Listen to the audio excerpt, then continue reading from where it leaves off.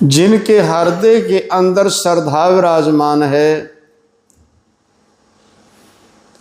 उसी हृदय के अंदर सतगुरु ज्ञान का बीज आरोपित करते हैं और उन्हीं हृदयों के अंदर ज्ञान पनपता है। क्योंकि ये ज्ञान श्रद्धा रूपी जमीन में ही उग सकता है, अन्यथा ये प्रकट नहीं होता। जो श्रद्धा से हीन प्राणी है,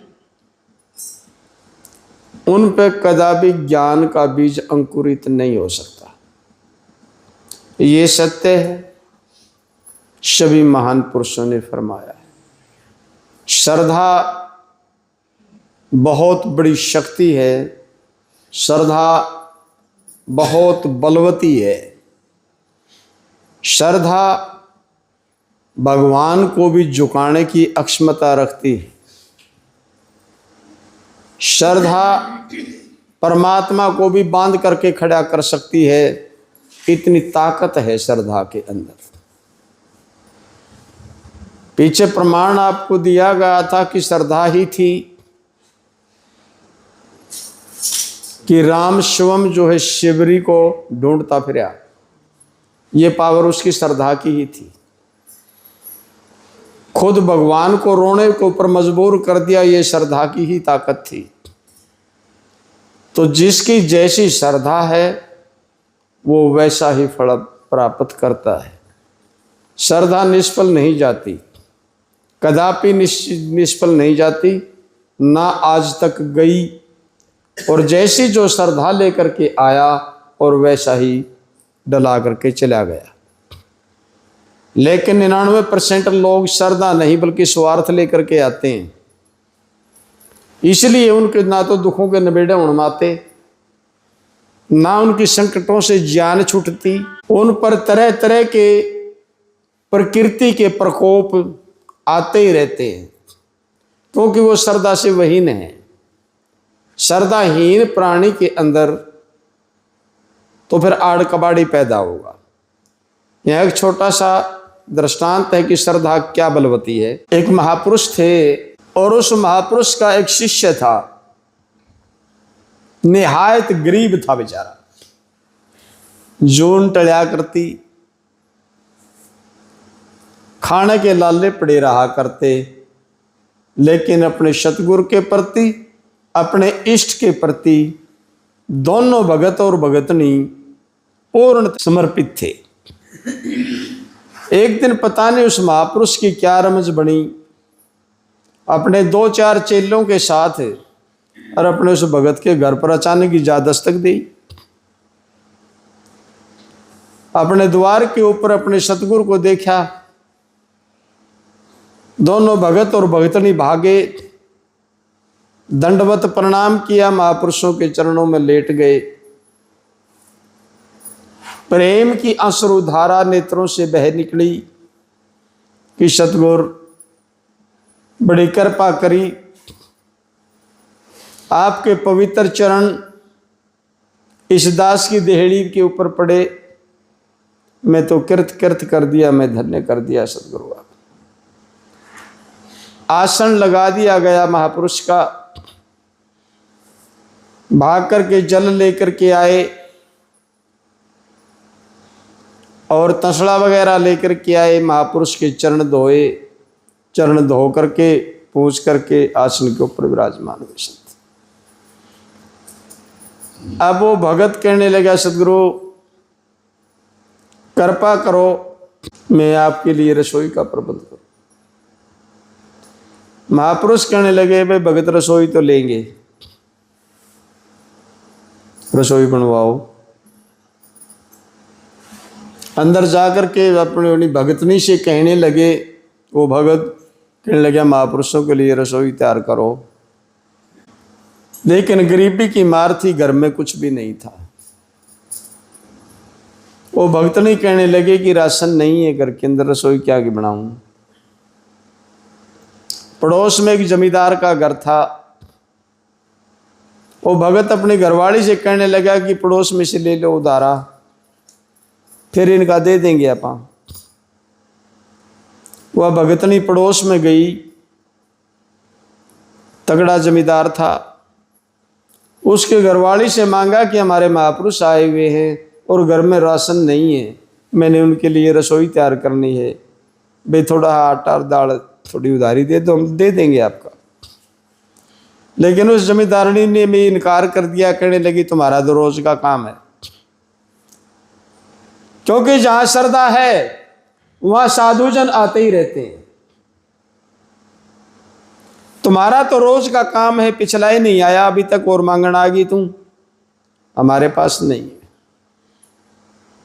वो भगत नहीं खाली हाथ वापिस लौट आई और अपने पति से कहने लगी कि उधारा भी नहीं मिला,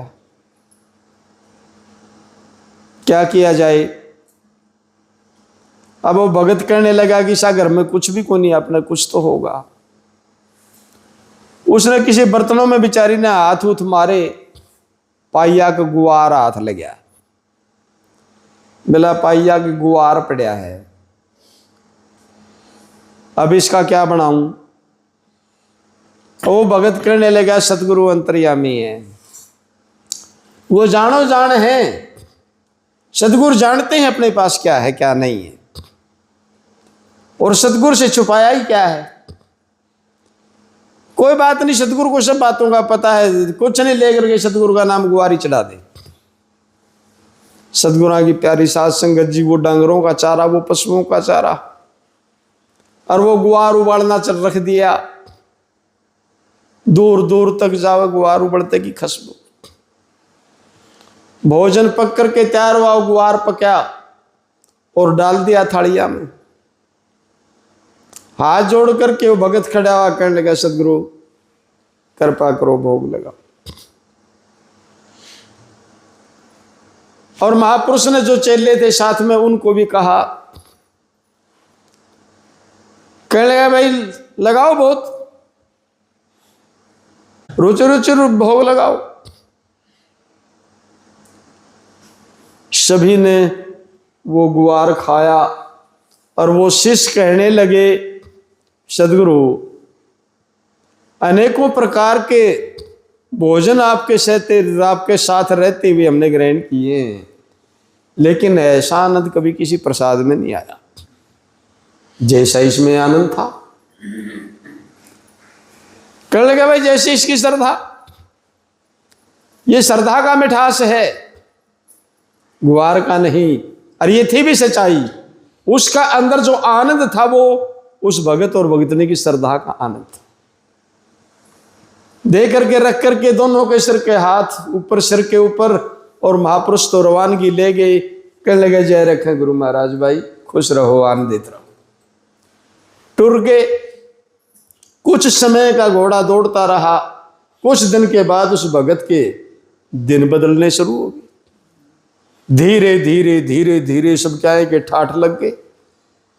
अब वो जमींदारनी जो पड़ोस में थी उसने विचार किया, भाई सा के पा गया इनके तो जून टला करते खाने टाइम को भोजने कौन था, ऐसा इनको क्या मिल गया, सब क्या है कि ठाठ लग गए इनके तो।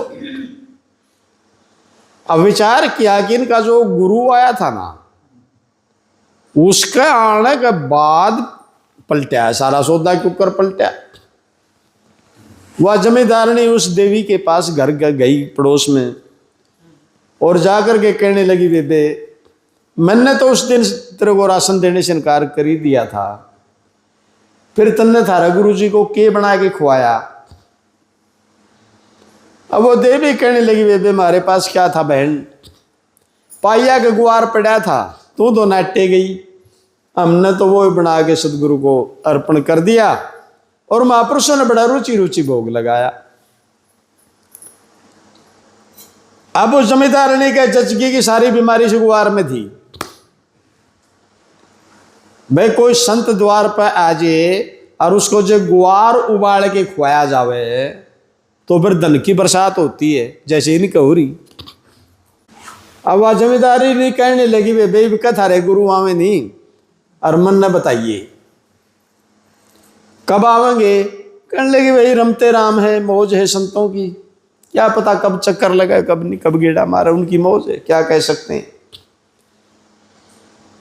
8-10 साल के अंदर उस महापुरुष का फिर वहां पर चक्कर लग गया और उस जमींदारनी ने पता लगा कि वो गुरु इनके आ रहे हैं आज। वजह पहुंची, गुरुमुख तो थी नहीं, क्योंकि अज्ञानी ने तो बोलने की भी तरकीब नहीं होती कि संतों से बोला कैसे जाता है। वजह करके उसने कहने लगी, आए थारा गुरु ने कह दिया आज रोटी मारा खा लेंगे, मैं बना दूंगी रोटी। वह भगतनी कहने लगी, बेबे मौज संत की, मैं क्या कह दूं, महापुरुष बैठे हैं, तू पूछ ले। अब वासी दी गई भी जा करके चरण चारण तो के लेने दे, क्योंकि अज्ञानी ने क्या पता नीति का। और जाकर के सीधी लागी कह बोला, महाराज जी आज की बेला जो है रोटी मारा खा लोगे। वो महात्मा कहते उपरांत देखें, कहते तलान देखे यू के आ गया। आखिरकार वो संत कहने लगे, बेबे क्यों खा लेंगे तेरे, हम तो अपने शिष्यों के पास आ रहे हैं, वही भोजन करेंगे, हम तेरे को जानते ही, तेरे क्यों खा लेंगे भाई। कहने लगी, जी मन तो बाट देखती ना तो गणेश दिन हो गए, का जो रसोई करूंगी। महात्मा कहने लगे, बेबे हम तो इनका अरे हाँ जी, या बिटिया को बेगी दो भाई, पूछ ले इसने, उससे क्या है तू कह दे। अब वह कहने लगी, सदगुरु कई दिन की पीछे पड़ रही है और कर दो कृपा, इसकी इच्छा है रसोई देने की। तो महात्मा कहने लगे, बना ले बेबे, तो बना ले, वहां ले लेंगे। अब 3-4 भैंस घर में बंद रही, लाई आग लाग सब क्या है की। और जा करके वो गुवार चढ़ा दिया उसने। तो गुवार के खुआने से धन होता है, उठे दूर तक बदबू। अब वो चेले भी कहने लगे, सदगुरु यू के चढ़ा दिया, इन्हें ढूंढा उठ रहा, बदबू आ रही सारे। कहने लगे कोई नहीं देखते हैं। अब वो बन गया गुवार, भाई गुवार बिछड़ा दिया संता का आगे, ढूंढा उठा सड़ाद आ रही उसके अंदर गुवार। वो चेले कहने लगे, सदगुरु इसने क्यों कर खावा। महापुरुष कहने लगे, कोई बात नहीं भाई, इसकी यह श्रद्धा है तो फिर यह सही, जैसा भाव बने ले लो। 2-2 दाने उन फाके के खा जाता गुवार, हाथ उजड़े करके आगे। अब संत तो चले गए, बीमारी उल्टी पड़ गई। वो जमींदार खेत में बोवे कि में जामे गुवार, कि में बोले उगे गुवार। अब जमींदार परेशान हो गया, कहने लगा क्या आग लागी इस खेत में, क्या हो गया। कुछ बोलो उगता ही गुवार है।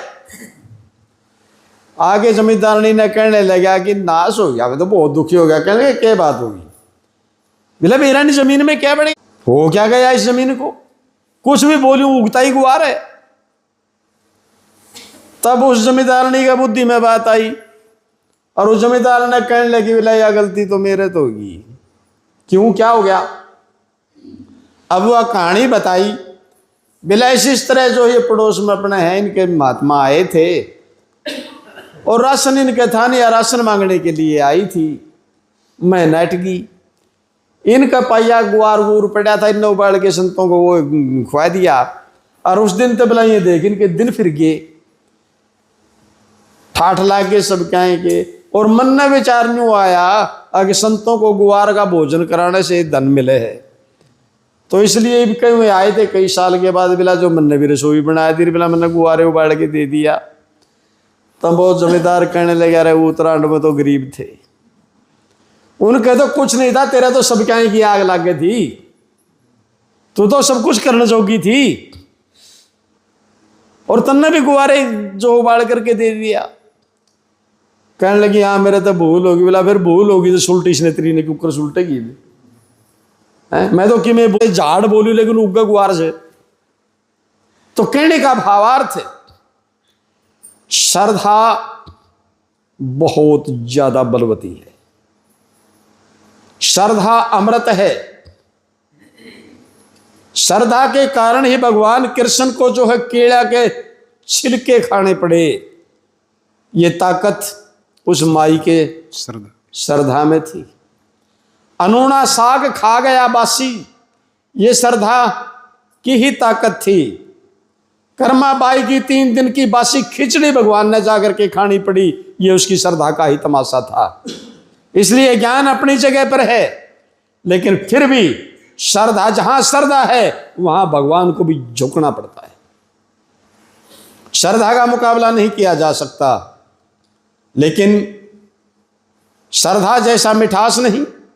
श्रद्धा रूप प्रेम बंध आप ही बंधायो गुरु, और नहीं बंध कोई संतन ने बंधायो है। भीलनी के झूठे बेर रुचि रुचि खाए आप, विदुर को अनूणो साग प्रेम बसी खायो है। सदन कसाई सेना धन्ना जट किए पार, नाम देव कर्मा गज गरे शु बचायो है। रे पर्ण में हरपाल दास रिजे नहीं रूप जात। संत ना किसी की जाति के ऊपर रीझते, ना किसी रूप के ऊपर रीझते। वो रीझते हैं तो केवल श्रद्धा से ही रिझाए जा सकते हैं। ठीक है।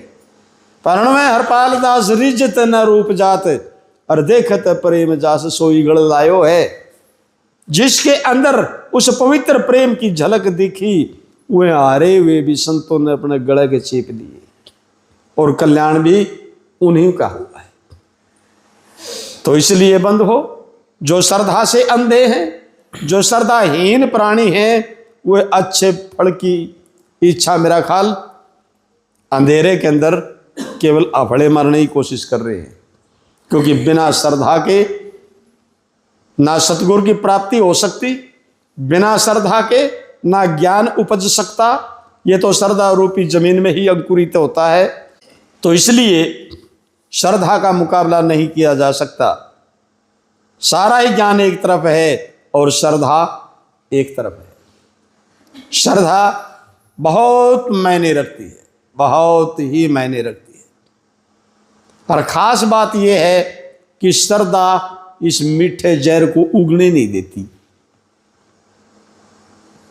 अहंकार रूपी जो जहर है ना, इसको पनपने ही नहीं देती। ये इसके अंदर बहुत खूबी है। तो इसलिए संतों के पास जो जैसी श्रद्धा लेकर के जाता है और वैसा ही उनसे लेकर के आता है। बोलिए प्रेम से श्री सतगुरुदेव भगवान की जय।